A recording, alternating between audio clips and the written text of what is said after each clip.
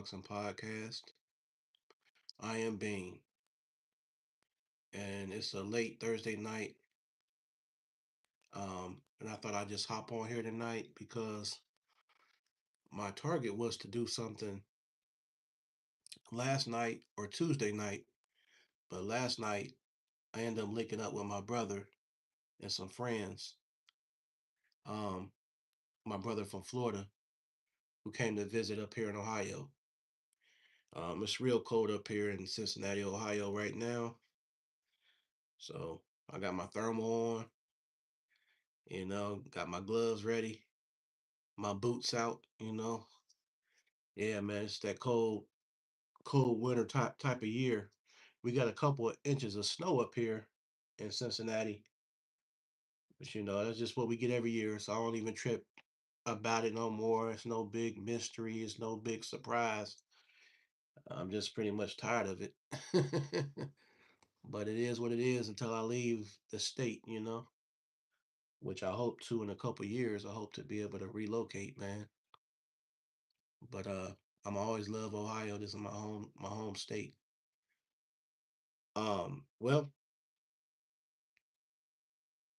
so we're gonna jump right into some couple topics because we know this Saturday we got a big fight card, December 6th, and 2 nights from now we got the big fights going down. But before we go into that, we'll just scratch the surface a little bit. December 19th, of course. Hey, greetings, cuz. I appreciate you showing some love on this late night.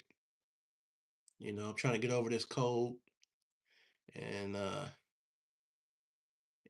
get ready for my surgery um in about a week or so.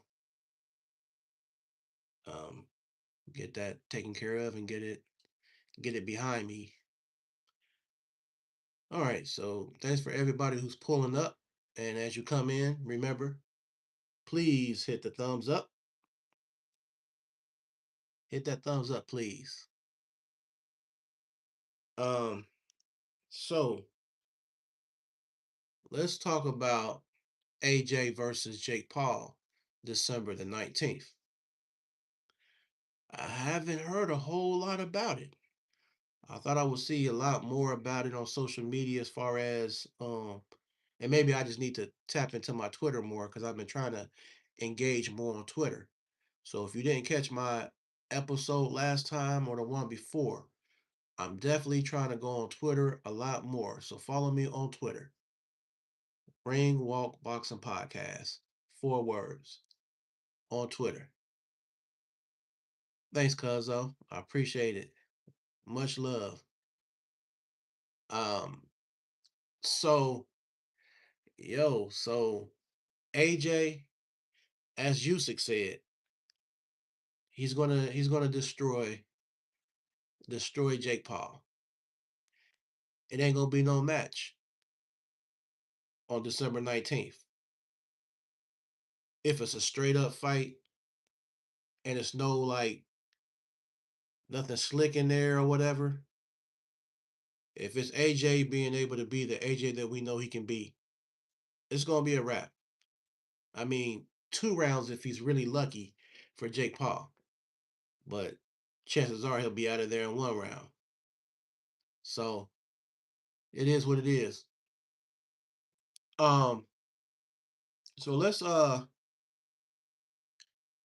talk about a few things I've seen on social media about the boxing.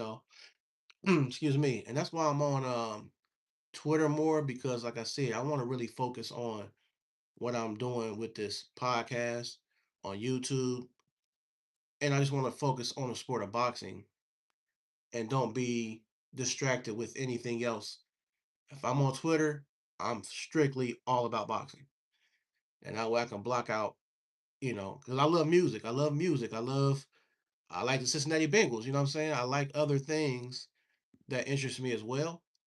But because boxing is one of my favorite, I kind of want to tune out everything else on other platforms and really stick to my Twitter and my TikTok. Um, but anyways, So we talked about Jake Paul and AJ, which pretty much, like I said, is really no no secret how that's going to end if it's really a real fight. Now, the situation with Bud Crawford here recently, of course, he's been ranting on social media. I saw on like Twitter and IG about the being stripped. WBC belt got stripped from him. Um, a part of me kind of sees where he's upset, caught up in the moment or whatever, but it really can't come of much of a surprise to him or to anybody. Like people said, he's been in the sport a long time. So shout out to Jab Queen who touched on that earlier tonight. It's like he understands the rules and the regulations of the sport of boxing. There are sanctioning fees involved in boxing. It always has been, and it always will be, as far as you know what we can see for right now, right? Um, so that situation is what it is. We know how boxing is. Boxing is one of them things that anything can change at any given time. That's just like the situation. This is kind of a different situation, but just boxing, speaking boxing in general, how things often change. I was seeing all the posts about the fight coming up with Frank Sanchez, or potentially Frank Sanchez versus the guy out of Toledo, Ohio, Jared Anderson. So I thought we were going to see Big Baby Jared Anderson versus Frank Sanchez, the Cuban Flash. Now I'm seeing it's going to be, I think, Frank Sanchez and Richard Torres, um, which would still be a good fight too. You know what I'm saying? But if that's the case, it just shows you how quick boxing could put something in front of our face, and then stuff gets switched up just like that. Or a person could pop dirty, or allegedly pop dirty, like the Janabek situation. Janabek was supposed to fight this Saturday, but now he won't be able to fight because he allegedly popped dirty, with his drug test. So that's the sport of boxing for you. But speaking of this Saturday and that card, we get to see Frank Martin versus Francis Bartholomew at 140. So that's going to be a good fight. It's going to see we get to see how Frank Martin's going to be after a layoff. Not only after a long layoff, but after a knockout loss to Tank Davis. How's he going to look when he comes back?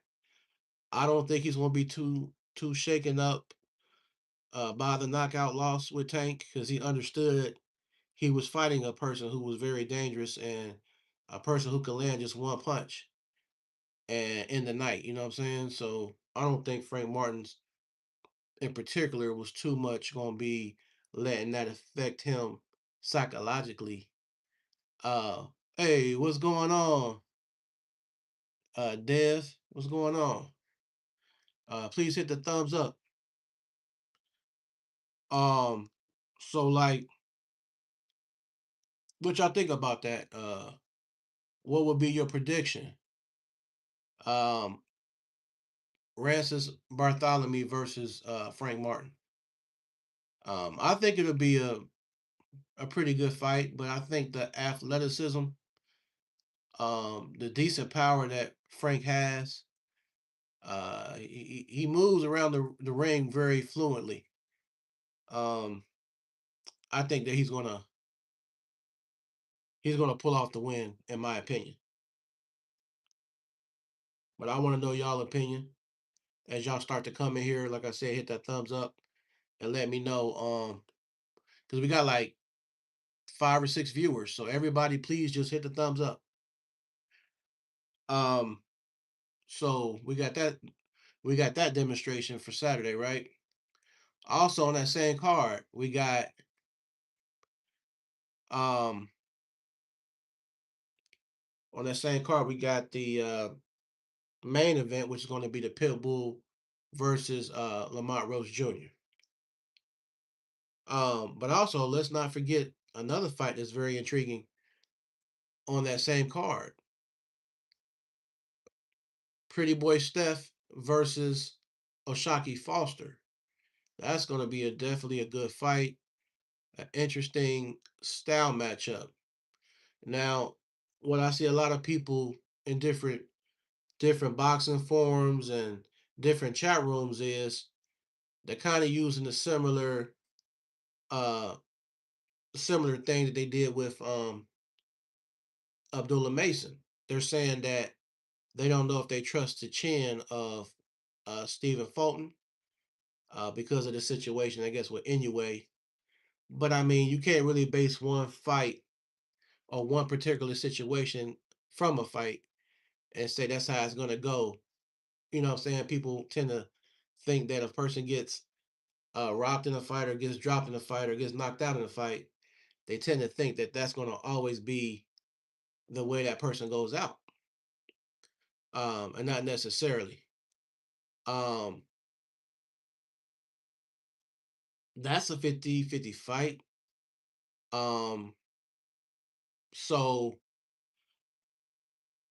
anything can change between now and tomorrow and early Saturday before the fight even happens. So if I have a change of opinion tomorrow or Saturday morning, I might hop back on here real quick and just say, hey, I want to change my mind on this, this, and this, you know what I mean? As far as my prediction or whatever. But man, it's such a tough call. But I'm gonna take Foster. I'm gonna take Foster over over Fulton. But I don't think he's gonna just like like just walk over him or nothing like that. I think it's gonna be a decent fight. Um, and then as far as the main event,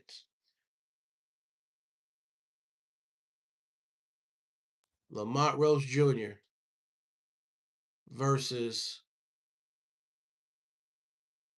Pitbull Cruz. Man, oh man, I tell you, Pitbull is no joke. You know how he's coming when he's gonna fight. He's never coming in there trying to outpoint somebody. He's not trying to go to the decision and the scorecards. When Pitbull's in there, he is just gonna be that. He's just like a Pitbull, Tasmanian devil, a Wolverine. You know what I'm saying? Any small animal that strikes fear, that's what Pitbull is like. You know what I'm saying? Um, and not only does he have that ferociousness as far as that constant pressure and those barrage of punches, he's equipped with a good chin. He's equipped with a good chin and he tucks it in. Um, a lot of people feel like he's gonna beat Lamont Roach. I'm just surprised. I'm just like, I mean, basically, if Pitbull stops Lamont Roach, it won't be a surprise to me. Now, if Lamont stopped Pitbull, that would be a shocker for me because I could see Pitbull losing maybe on the scorecards to Roach or whatever, getting outpointed, outpunched, outworked a little bit. But I can't see him getting knocked out by Lamont Roach Jr. personally. Although Lamont Roach, got decent power, I just don't feel like he has enough power to detonate and to actually stop somebody like Pitbull. You know, Pitbull is relentless, and you never really see the guy get hurt too often. You know what I mean? He's very, very relentless. But I want to know y'all opinion. What y'all think? Pitbull Cruz, Lamont Roach Jr. How it's going down? Who's going to win? How they're going to win? Shout outs to my family down south in Florida. to my brother, um, and all of my family in Cincinnati and Ohio and all around America. Um, I saw another interview, Cigar Talk.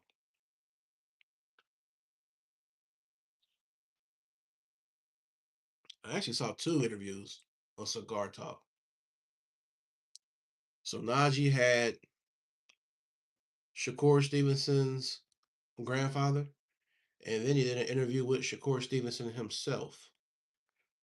Now, a couple of guys in the boxing world are trying to claim to be the faces or potential faces of boxing.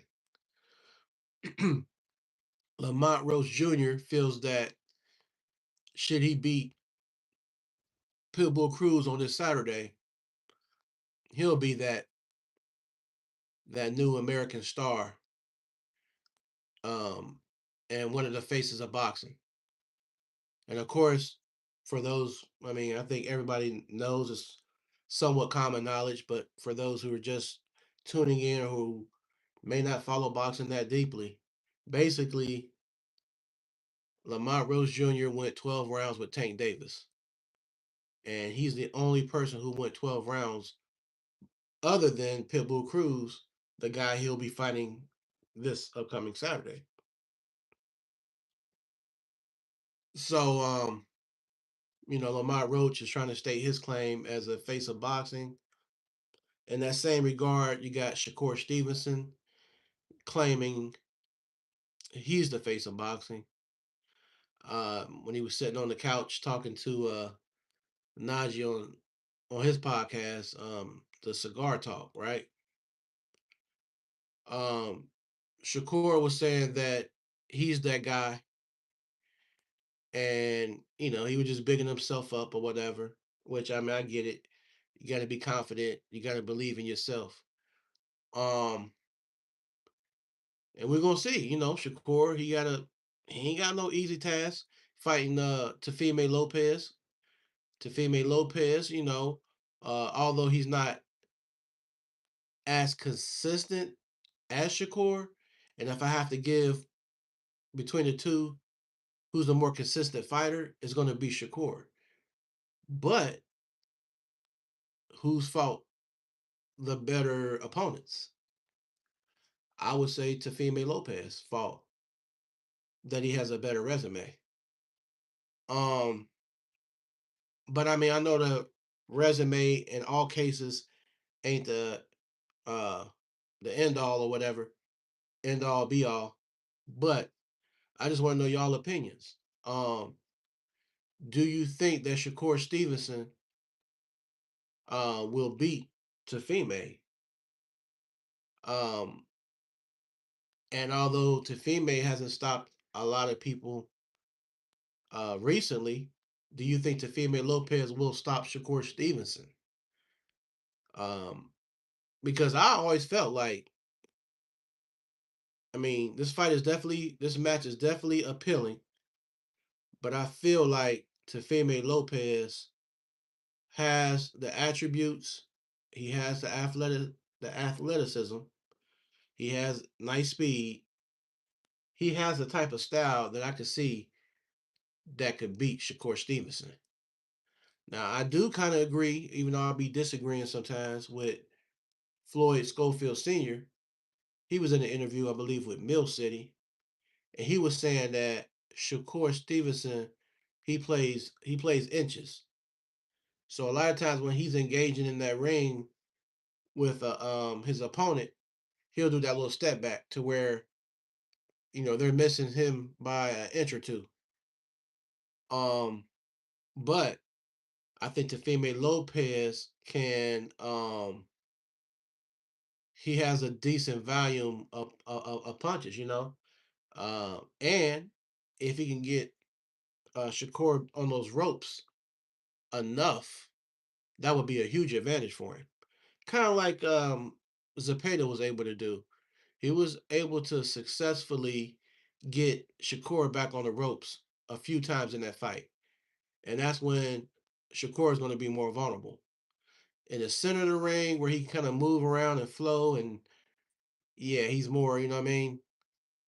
He's more mobile, and he's gonna be doing all his moves and all that. But I think if he can get him up against the ropes, get him up in that corner, bang the body some, set some traps.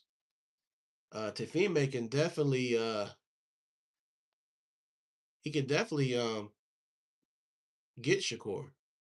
And if they went to the decision, it could be a tough decision on either side because I can see them both having a nice amount of punch output.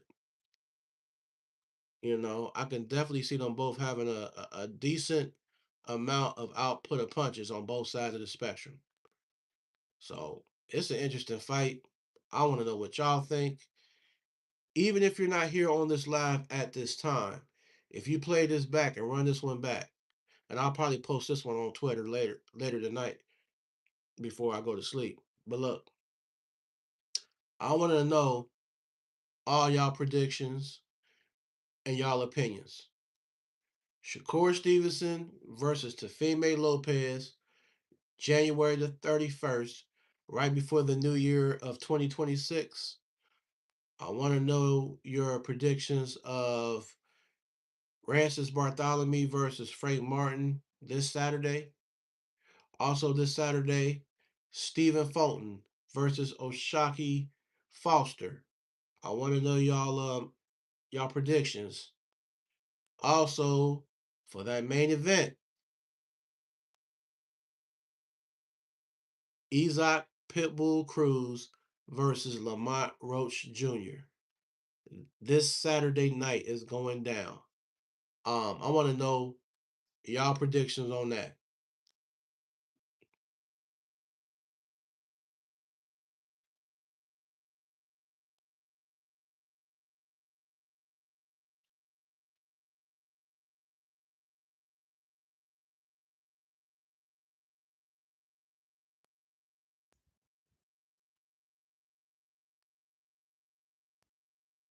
Um,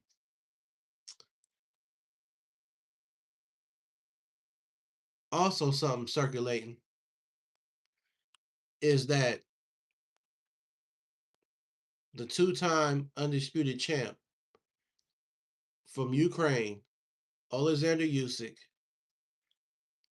has called out the Bronze Bomber, aka Deontay Wilder of Alabama, USA. Just a quick history for those who may or may not know. Um, Deontay Wilder was on a run, a knockout streaks, 40 plus fights. Um, Pretty much knocked out all his opponents except for I think the first time he went the distance was Bermain Stavern in the first fight, and then he knocked him out in the rematch. And then, of course, he lost to Tyson Fury. We had a draw in the first fight with Tyson Fury, and then Deontay Wilder had um, lost the second and third fight with Tyson Fury, and then he was beat on the decision with Joseph Parker, and then knocked out by Zilly Zhang. So, majority of the fights that Wilder was in, he was knocking out his opponent. Now, if I'm being frank about it, in my opinion, well, my strong opinion, and some of it is also facts. I mean, you can look it up. His best win is Luis Ortiz, I want to say. And Luis Ortiz best win was Jennings. I mean, Wilder, shouts to my guy Rob Elmore, something we talked about in the past, is that, you know, um, Wilder did good for what he had. He has limitations or whatever. He's not the all around fundamental boxer. He's known for his right hand, line you up and land it. But that can only get you so far. And Tyson Fury knew that, and that's why Tyson Fury, I think, was willing to want to fight him in a rematch because he knew, like, okay, I kind of see what he's going to do. I kind of understand he's limited. I can get him on his back foot. And he came up with a different strategy or whatever. T Hill, salute to you, fam. Oh, salute. I appreciate you pulling up again, fam.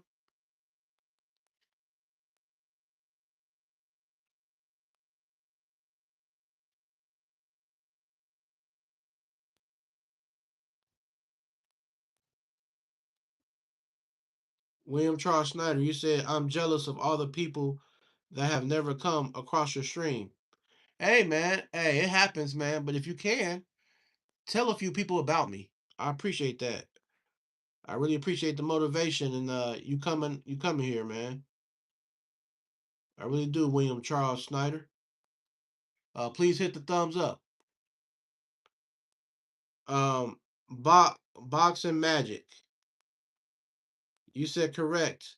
You said Boxing Magic. You said Usyk versus Wilder is terrible. Wilder has no chance. Well, yeah, man. I don't think that Wilder ever would have had a chance. I know some people will say that Wilder pre Fury would have had a chance, but they have to understand, and they should understand, Wilder has always kind of been the same for real. If Wilder, okay, let me say it this way: Wilder was blessed with supernatural right hand power. The type of power he has is just something that you're gifted with. Like, you know what I'm saying? It's not nothing you developed. It's just something he has. But it's a right hand cannon. But that's pretty much all he really has. Um, so and he has a lot of, determination and will. Like he has a lot of heart. Yeah, he got that. But he lacked all the fundamental basics. He didn't set traps really. He didn't try to go to the body of his opponents or none of that stuff. When Mark Breland was training Wilder, he pretty much said Wilder was untrainable and things of that nature. I just don't think that Wilder was the type to want to be a sponge and want to soak up the knowledge. Um, to me, and this is just my opinion. I know I'm an Anthony Joshua fan, so I might have to bring him into the equation since him and Wilder were supposed to fight at one point. But let's take AJ for example, and let's take Wilder. Just look at the trainers that work with AJ. They all kind of have a decent chemistry with them. You know what I mean? To an extent, like okay, he wants to learn. You got to break it down for him. You got to break it down into like like you're spoon feeding the kid or whatever with AJ. He likes to have a direct plan. I think when he's going to fight his opponent, but he's still willing to learn. Is my point. Whereas I think with Wilder, it probably was more or less like, oh, okay, I got this right hand. Every time I landed on somebody, they going night night. And I think he just felt like the right hand is all he ever needed. So then he got so obsessed with his right hand, and then people in his ear, like yes men, are telling Wilder, hey man, keep landing that right hand. That's all you need to do, man. Don't worry about nothing else. If you land your right hand, man, they going to bed. And I think that too many people being yes men and too many people being certain believers, uh, they didn't really want to try to make him a better version of what he could be. I mean, I know certain people do have limitations, but that don't mean you can't build on what you already have. And I think that's what Mark Breland was trying to present, but he couldn't get it across because you notice when Wilder got with Malik Scott, you start seeing him in those little videos, and they showing him trying to go to the body on Malik Scott and stuff when he had the thing around him and stuff. He was like, okay, is this really the way Wilder's gonna actually fight in the ring though, or is he gonna do some of these drills in his next match? But then once he gets hurt or once he gets frustrated, resort back to the Wilder of swinging wild again and trying to land his right hand. And there you have it. That's pretty much how it went. What's up, Mike Ware? Shout outs. Please hit that thumbs up, y'all. Every little bit helps. I'm gonna try to do more of these pop-up lives throughout the week. Um, and I'll definitely be going live Sunday, 6 p.m. Eastern Standard Time, so we can recap the Saturday night action. Cause I'm definitely game, and I'm definitely looking forward to this Saturday. What's going down? So, what you think, T Hill, man, about the you and Mike Ware? What y'all think about Rancis Bartholomew versus Frank Martin? You got a prediction on that one? Also, Pretty Boy Steph Fulton versus Oshaki Foster, and of course the main event, um, Pitbull Cruz versus Lamont Roach Jr. What's y'all prediction on them bouts?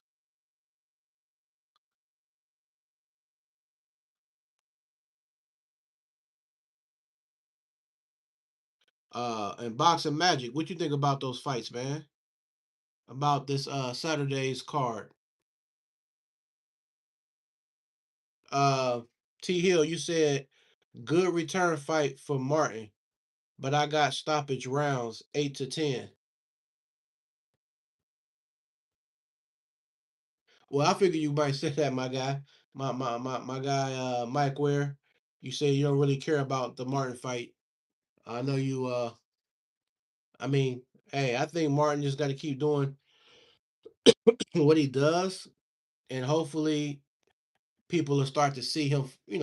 Once he can kind of show people, kind of like David Benavidez. People didn't give him really a lot of props until he beat Anthony Yarde recently, and then now people are kind of somewhat believers that David Benavidez always had that potential, and he's always wanted these bigger fights. Um, T Hill, you said I got Pitbull by late stoppage or rope split decision. T Hill, you said I got Scooter by unanimous decision. Oh no, I'm not saying Frank Martin is no David Benavidez. No, I'm not saying that. But I'm just saying like just speaking in general, that sometimes um you gotta let their career play out a little bit more. It's kind of still premature with Frank Martin. I feel like he wants all these top guys. He just moved to 140. He ain't even fought at 140 yet. So I don't think we should be too critical of him now. I think we should let Frank Martin, have a couple more fights, at least two or three more fights, at least two or three fights after this fight to kind of see how he's going to do. And then we can give a better analysis on him, you know what I mean? Because you never know. He might be one of those ones. You know what I mean? We don't know really.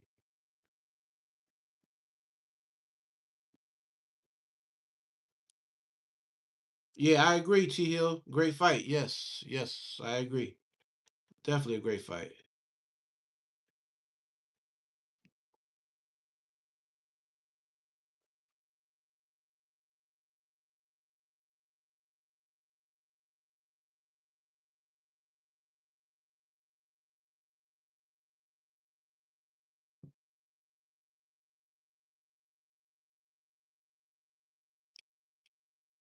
And excuse me, since I did bring up David Benavidez, I guess the situation with Bivol or Beterbiev is going to be on hold for a minute pertaining to David Benavidez. That most likely he's going up to cruiserweight, but I kind of worry about him going up to cruiserweight and then trying to lose that weight and come back down. Because look at what happened to Roy Jones. Um, I don't think, like somebody spoke about earlier, it's not so much going up in weight, but it's the fact that you're going up in weight and then losing the weight again. I think him going up to cruiserweight and coming back down to light heavy, um, it doesn't work out for everybody. Mike Ware, you said Fulton may win. Remember, Foster had been inactive. The only way Roach wins is by knockout on a PBC card. PBC is upset. Still, he drew a take. No way Roach wins the decision. Uh, I don't know, man. I don't know. I mean, he might win the decision. I don't know that they're gonna hold that against him as far as the tank situation. I don't know, man. I mean, I'm not gonna say that what you're saying is not possible because this is boxing we're talking about. But I don't know that I necessarily believe that that's what's going to happen, though. Me personally. But I mean, we gonna know in like in about 48 hours. We gonna know.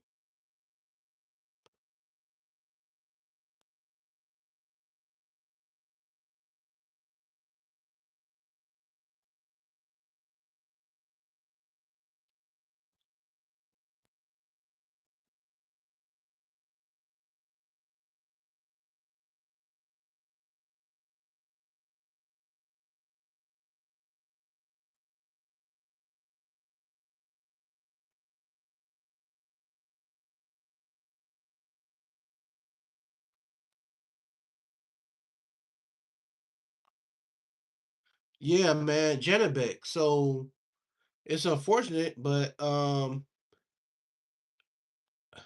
trying to see what's still going on with his situation because it's a wrap, ain't it? Mike Weir, as far as Janabek allegedly popping dirty or whatever.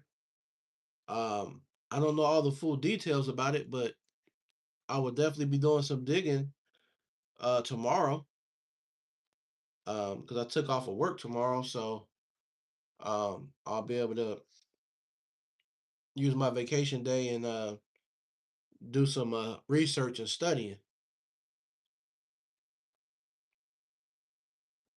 as far as that Gennebeck situation. So I don't know. I don't know if they had a. I guess Laura.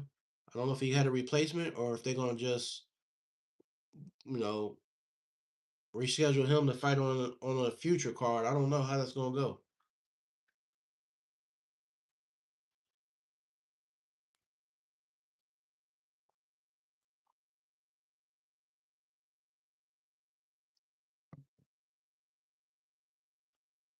And to everybody who hit thumbs up, um, special thanks to all of you because I see 4 thumbs up. So I appreciate you coming through. You said no fight. The thing is not really an enhancer. A lot of Eastern Europeans have popped hot for this drug. Okay, if you have any information about the drug, of what it is, a definition of it or whatever, send it to my messenger. I would like to just do some research on it because I did see on Twitter where he had made a post or whatever saying that he believes in clean athletes or whatever, and then right around that same time, all this pops up that he's popping dirty, and just a second ago he's advocating and saying how So I'm like, hey man, this is hey this, but hey, then again, this is boxing, man. It's always something going on in boxing, you know.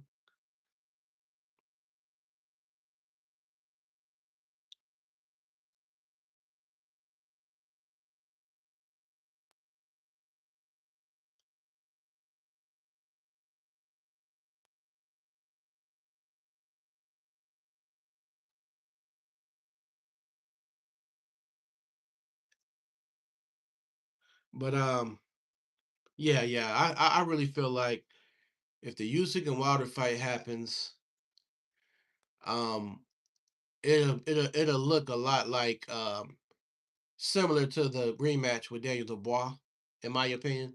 I think Usyk is gonna just not gonna do a whole lot more or whatever. He's just gonna take aim earlier. He's not gonna wait to warm up. He's gonna just come straight in and within like a few rounds to get Wilder up out of there. Because I think the type of volume and the angle that he punches and the fact he's a southpaw um, is going to frustrate Wilder. And I don't think Wilder's going to be able to land that only weapon that he has is the right hand, and Usyk knows that. Um, yeah, I think that fight doesn't go but a few rounds.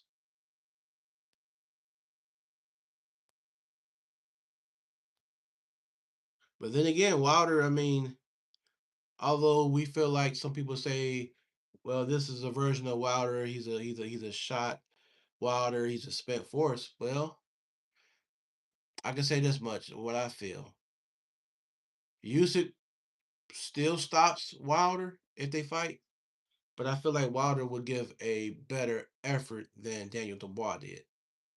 Daniel Dubois looked like he just deflated. I feel like Wilder is gonna be the Wilder that we saw against Fury, where he just keeps getting up off that canvas just to take to take more. And you're like, hold on, man. Why don't his corner throw in the towel or save him from himself? Because he's got too much of a warrior's mentality for his own good. You know what I mean? Um, I can see that type of scenario playing out because Wilder is, he's just like that. He's not going to give up. You have to stop him, knock him out, or make his corner throw in the towel.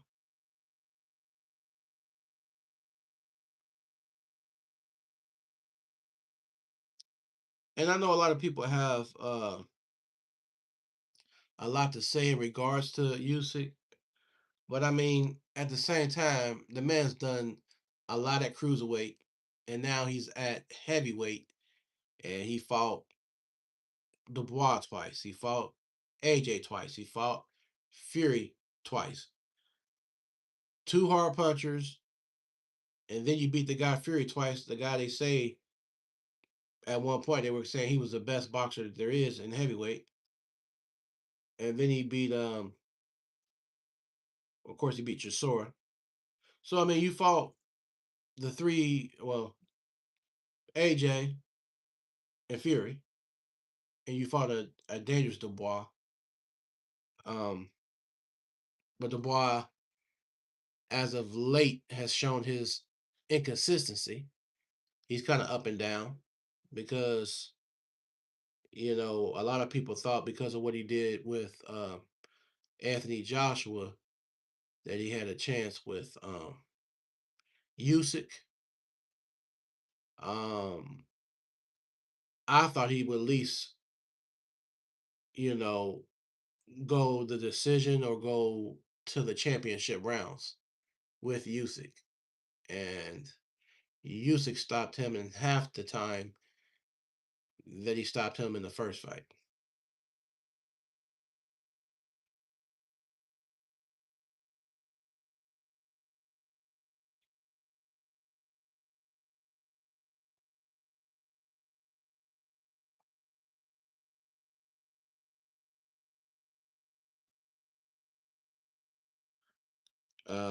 Mike Ware, you said Wilder looked bad his last fight. Wilder has been the same his whole career. He was matched up strategically until he had to step up. Oh yeah, absolutely, man, absolutely. Um, so I mean, hey, I say let him go ahead and fight Usyk just so you know he can get tore out the frame, and then that'll be his retirement check there to fight Usyk. But at least, hey, for Wilder to get a chance to fight Usyk, that's it's really not a loss. Even if he loses, it's not a loss because he has everything to gain. If Wilder somehow did land that one hitter quitter punch, he gets to fight for the titles. Mike Ware, you said how long you think the Paul versus AJ fight will last? Maximum 2 rounds. If it goes past 2 rounds, then I'm going to say the fix is in because you know, an actual boxer like Otto Wallen, who gave Fury issues, AJ pretty much ragdolled him and had his way with Otto Wallen. He just broke him down. And then Ngannou, of course, he got him out of there in like 2 or 3 rounds. And Ngannou, although he's MMA, ex MMA fighter, he was known for his chin. He was never knocked out in the MMA. Fury couldn't even hurt. He couldn't even hurt Ngannou. And AJ just dropped Ngannou 3 times. So I feel like Jake Paul does not even see round 3. Hey there, Angelica. Thanks for coming through, sweetheart. Thanks so much. Um, so that's pretty much what I feel about that one, man. It's not going to last long, and um, AJ's going to make big money. He's gonna make a nice big check just to get in there and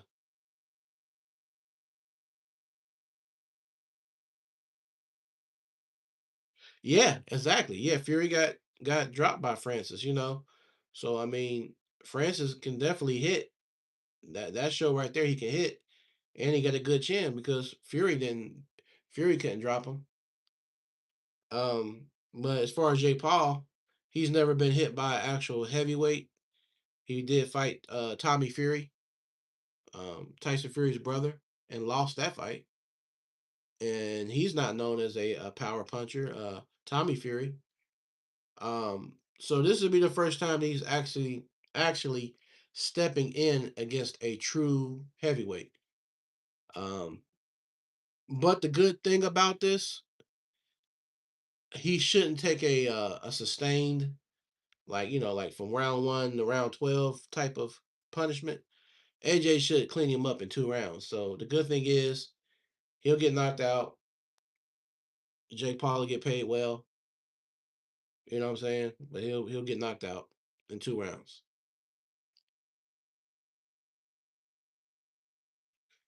So what do you think, Mike? Where right before I jump off this live, man, what do you think about the main event? Uh, Isaac Pitbull Cruz versus Lamont Roach Jr.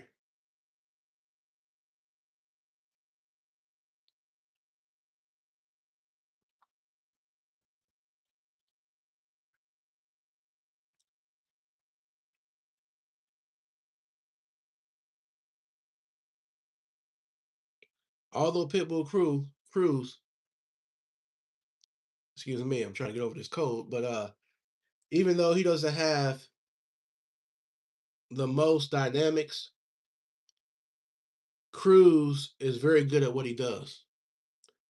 And what he does is not so easily. You would have to be an elite, top-notch boxer to beat Cruz. Do you think Cruz is going to stop him?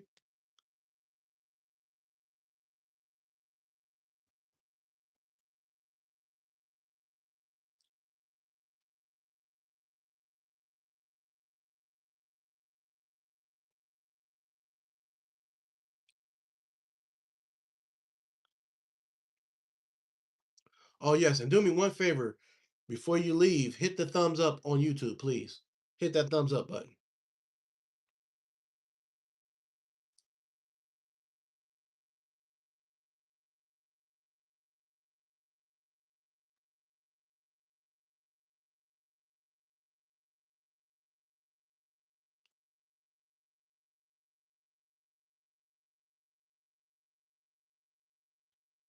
I think Herring did, if I'm not mistaken. Actually, right now, I'm about to go ahead and end this live here, and I'm going to be watching that. I'm going to watch the Herring versus. I'm about to watch that Herring fight right now. The Herring versus Lamont Rose Jr. So thanks for bringing that up. All right, everybody. Thanks for tuning in to another episode here at Ringwalk Boxing Podcast. I am Bean. And remember, down in the description area, we have the merch, we have the hats. Like I said, we got various colors. Got the gray, got the blue shirts, the hunter green shirts, the orange, the pink, the purple, all variation of hoodies and and shirts and merch. Ring Walk Boxing Podcast. Please hit subscribe. Please tell a friend or two. And shout outs to my family here in Cincinnati for the magazine In Your Face magazine. They did an article, August edition article that I'm on the cover of, and I really appreciate that.